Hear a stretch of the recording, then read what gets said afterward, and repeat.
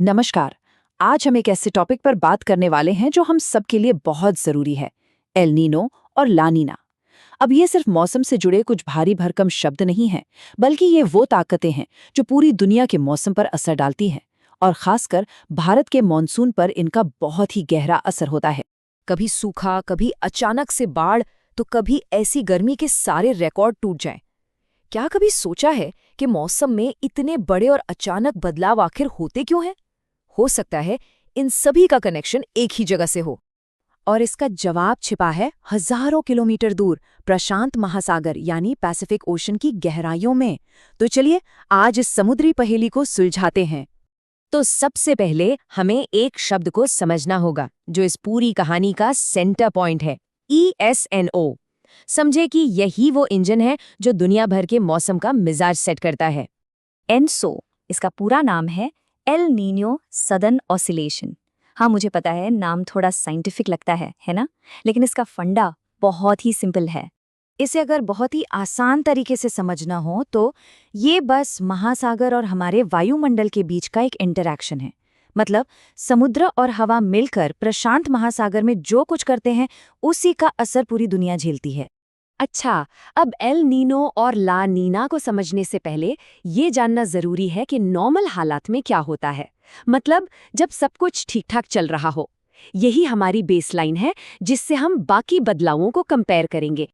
तो समझिए, ये सारा खेल हो रहा है प्रशांत महासागर में। इसके एक तरफ यानी ईस्ट में है साउथ अमेरिका और दूसरी तरफ वेस्ट में है ऑस्ट्रेलिया और इंडोनेशिया। बस ये लोकेशन याद रखिएगा क्योंकि सारा खेल यहीं होना है। तो नॉर्मल दिनों में क्या होता है? ट्रेड विंड्स यानी व्यापारिक हवाएं ईस्ट से वेस्ट की ओर चलती हैं। ये हवाएं अपने साथ समुद्र की सतह का गर्म पानी बहाकर ऑस्ट्रेलिया के पास इकट्ठा कर देती हैं। और क्योंकि गर्म पानी वेस्ट की तरफ चला गया तो ईस्ट में यानी पेरू के तट पर समुद्र के नीचे से ठंडा पानी ऊपर आ जाता है। इसे अपवेलिंग कहते हैं। जब तक ये साइकिल चलती रहती है, भारत में मॉनसून भी नॉर्मल रहता है। सिंपल। तो ये तो हुई नॉर्मल बात। अब देखते हैं जब चीजें थोड़ी बदल जाती हैं। बात करते हैं पहली खास सिचुएशन की जिसे कहते हैं एल नीनो। इसे ENSO साइकिल का गरम फेज भी कहा जाता है। एकदम सीधे और सरल शब्दों में कहें तो एल नीनो का मतलब है पूर्वी प्रशांत महासागर का नॉर्मल से ज्यादा गर्म हो जाना। जो नॉर्मल सिचुएशन थी ये उसका ठीक उल्टा है। तो एल नीनो के टाइम पर होता क्या है? वो जो ट्रेड विंड्स ईस्ट से वेस्ट की ओर चल रही थीं वो कमजोर पड़ जाती हैं। अब हवाएं कमजोर हुईं तो ऑस्ट्रेलिया के पास जो गर्म पानी जमा था वो वापस ईस्ट की तरफ यानी साउथ अमेरिका की ओर बहने लगता है। इसका नतीजा, पेरू के तट पर जो ठंडा पानी ऊपर आ रहा था वो प्रोसेस रुक जाता है। तो एल नीनो का मतलब है कमजोर हवाएं, गर्म होता पूर्वी प्रशांत और भारत के लिए बारिश का खतरा। तो ये तो था एल नीनो। अब इसकी एक उल्टी कहानी भी है जिसका नाम है ला नीना। ये एल नीनो के बिल्कुल ऑपोजिट है और इसे ENSO साइकिल का ठंडा फेज माना जाता है। ला नीना असल में कुछ नया नहीं है, बल्कि जो नॉर्मल कंडीशन थी ना, ये उसी का एक सुपरचार्ज्ड वर्जन है। मतलब जो नॉर्मल हालात में हो रहा था वो और भी ज्यादा तेजी से होने लगता है। तो ला नीना में क्या होता है, वो ट्रेड विंड्स बहुत ही ज्यादा मजबूत हो जाती हैं। वो और भी ज्यादा गर्म पानी को वेस्ट की तरफ ऑस्ट्रेलिया की ओर धकेलती हैं। इससे पूर्वी प्रशांत महासागर नॉर्मल से भी कहीं ज्यादा ठंडा हो जाता है। तो ला नीना का मतलब है बहुत तेज हवाएं, ज्यादा ठंडा पूर्वी प्रशांत और भारत के लिए ज्यादा बारिश की संभावना। लेकिन सबसे बड़ा सवाल ये है कि प्रशांत महासागर में हो रही इस हलचल का हम पर, मतलब भारत पर क्या असर होता है? इसका सीधा असर भारत के मॉनसून पर पड़ता है, जो हमारी खेती और इकोनॉमी की लाइफलाइन है।